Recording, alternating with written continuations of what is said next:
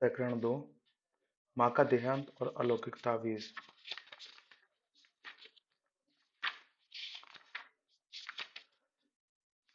प्रथम प्रकरण। मेरे माता पिता अगर बचपन में हमने स्वामी श्री परमहंस योगानंद के बचपन की सुखद स्मृतियों का विवरण पढ़ा।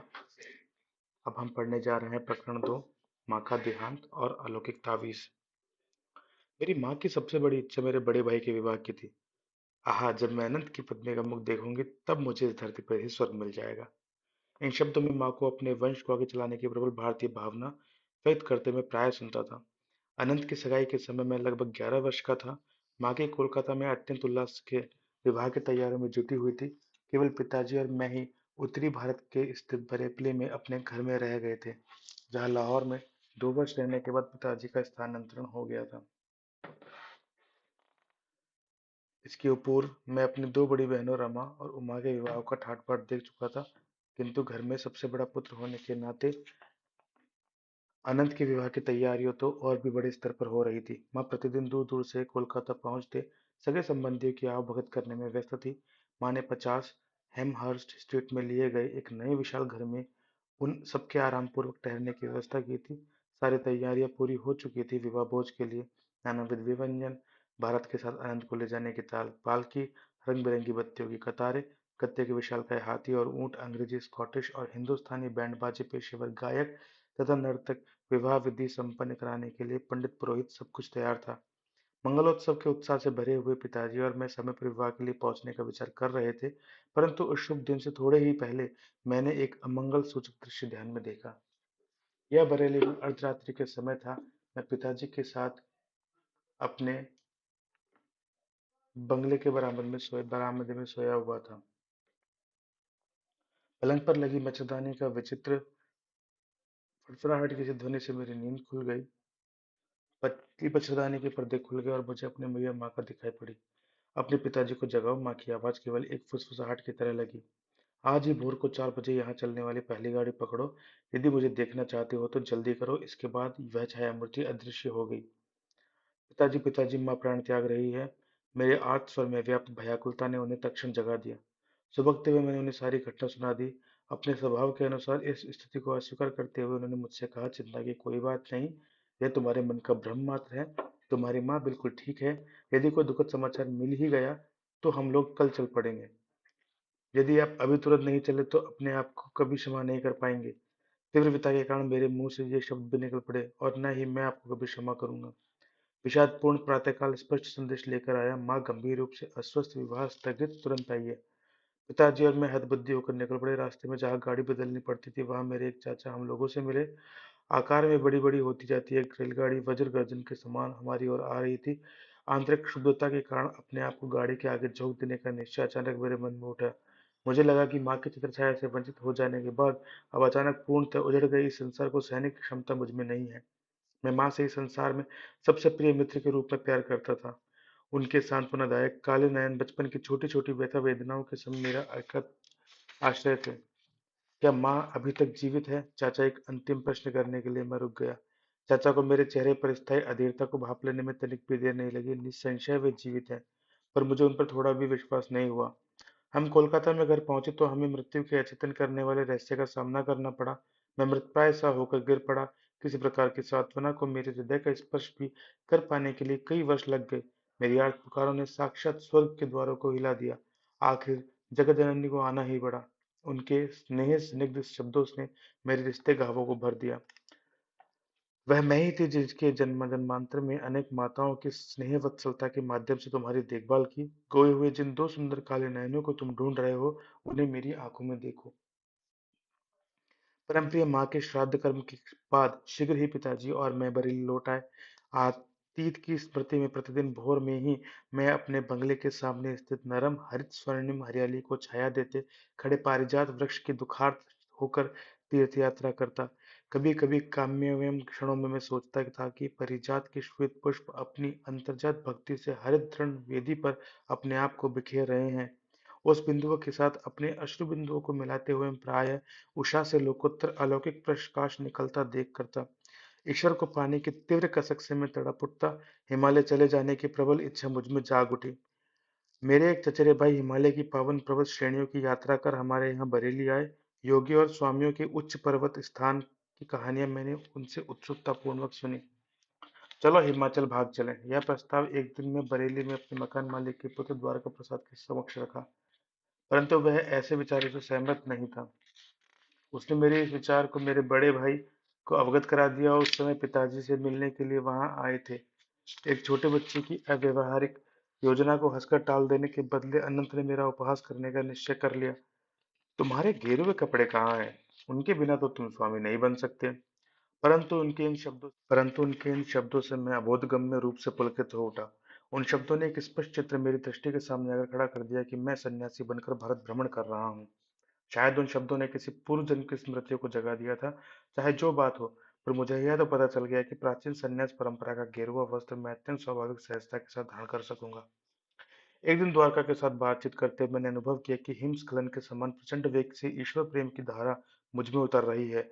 इसके फलस्वरूप शब्दों का जो धारा प्रवाह मुझ में से बहने लगा, उसकी ओर द्वारका का तो विशेष ध्यान नहीं था, पर मैं पूरे मन से अपने आप को सुन रहा था। उसी दिन दोपहर को मैं हिमालय की तलहटी में स्थित पहाड़ियों में बसे नैनीताल की ओर भाग गया। अनंत ने भी इस दृढ़ संकल्प के साथ मेरा पीछा किया और विवश होकर मुझे दुखी अंतःकरण के साथ बरेली वापस आना पड़ा। मुझे केवल एक ही तीर्थ यात्रा करने की अनुमति थी, और वह थी प्रतिदिन प्रातः की परिजात वृक्ष की तीर्थ यात्रा। मेरा हृदय अपनी खोई हुई दोनों माताओं के लिए मुख रुदन करता रहता। एक मानवी माता, दूसरी जगन माता। माँ के स्वर्गवास से परिवार में जो रिक्तता उत्पन्न हो गई थी, वह कभी भरी नहीं जा सकती थी। अपने जीवन के लगभग 40 शेष वर्षों में पिताजी ने दूसरा विवाह नहीं किया। अपने बाल वृंद के माता पिता की कठिन भूमिका उन्होंने स्वयं ही स्वीकार कर ली, और इसके निर्वाह में वे अपने साथ अधिक कोमल हृदय, अधिक मिलनसार बन गए। शांति और सूझबूझ के साथ भी वे विभिन्न पारिवारिक समस्याओं को हल करते। कार्यालय से आने के पश्चात वे किसी विरक्त की भांति अपने कक्ष में चले जाते और आनंदपूर्ण प्रशांति में क्रिया योग का अभ्यास करते।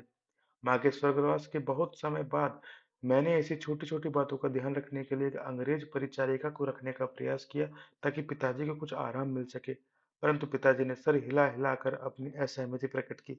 तुम्हारी माँ के साथ ही मेरी सेवा का अंत हो गया। आजीवन एक पत्नी परायणता के भाव में उनकी आंखें खो गई। मैं किसी भी अन्य स्त्री की सेवा ग्रहण नहीं करूंगा। माँ के गुजर जाने के 14 महीने बाद मुझे ज्ञात हुआ कि वह मेरे लिए एक महत्वपूर्ण संदेश छोड़ गई हैं।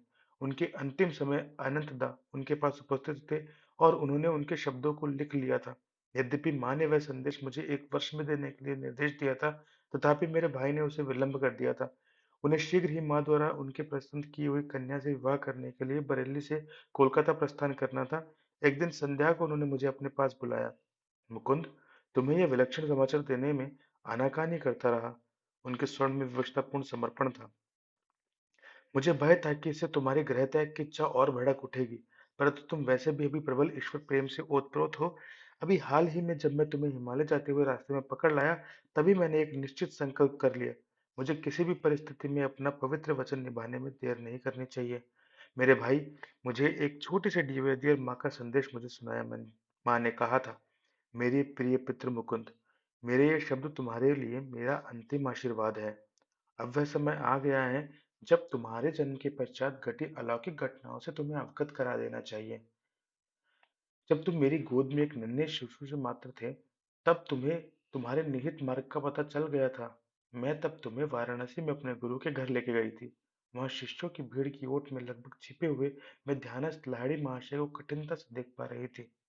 तुम्हें धमकियां देते देते मैंने मन ही मन प्रार्थना करती जा रही थी कि गुरुदेव को वहां हमारी उपस्थिति का ज्ञान हो जाए और वे तुम्हें आशीर्वाद दे। जब मेरी मूक भक्तिपूर्ण प्रार्थना तीव्र हो गई, तब उन्होंने आंखें खोली और मुझे पास आने का इशारा किया। सभी लोगों ने मुझे रास्ता दिया। मैंने जाकर उन परम पवित्र चरण कमलों का अपना सर रखा। लाहिड़ी महाशय ने मुझे अपनी गोद में से लिया और आध्यात्मिक शिक्षा दीक्षा के रूप में तुम्हारे ललाट पर अपना हाथ रखा। छोटी माँ, तुम्हारा पुत्र एक योगी होगा। एक आध्यात्मिक इंजन बनकर वह अनेक आत्माओं को ईश्वर के साम्राज्य में ले जाएगा। सर्वज्ञ गुरुदेव ने मेरी गुप्त प्रार्थना स्वीकार कर ली। यह देखकर मेरा हृदय आनंद से नाच उठा। तुम्हारे हृदय जन्म के कुछ पहले उन्होंने मुझे बताया था कि तुम उन्हीं के ही मार्ग पर चलोगे। मेरे पुत्र, बाद में तुम्हें हुए दिव्य आलोक के दर्शन का मुझे तुम्हारी बड़ी बहन रमा को भी पता चल गया था, क्योंकि हम दोनों उस वक्त साथ ही कमरे में तुम्हें अपनी शैया पर निश्चल बैठा देख रही थी। तुम्हारे छोटे से मुखमंडल पर तेज प्रकट हुआ था। जब तुम भगवान को खोजने के लिए हिमालय में जाने की बात कर रहे थे, तब तुम्हारी आवाज में अत्यंत दृढ़ निश्चय ध्वनित हो रहा था। इन सब माध्यमों से मेरे पुत्र, मैं समझ गई थी कि तुम्हारा मार्ग सांसारिक महत्वाकांक्षाओं से दूर है। मेरे जीवन की एक अद्वितीय घटना ने तो इस पर निश्चितता की मोहर लगा दी। वही घटना आज मुझे मृत्युशैया से यह संदेश तुम्हें देने के लिए विवश कर रही है। यह घटना है पंजाब के एक साधु के दर्शन की। जब हमारा परिवार लाहौर में रहता था, तब एक दिन प्रातःकाल नौकर मेरे कमरे में आया। मालकिन, एक अजीब साधु द्वार पर आया है। कहता है उसे मुकुंद की माँ से ही मिलना है। इन सीधे सरल शब्दों से मेरे भीतर कोई तार झंकृत हो उठा। मैं तुरंत साधु से मिलने बाहर आई। उनके चरणों में प्रणाम करके मैं समझ गई कि मेरे सामने कोई सच्चा सिद्ध पुरुष खड़ा है।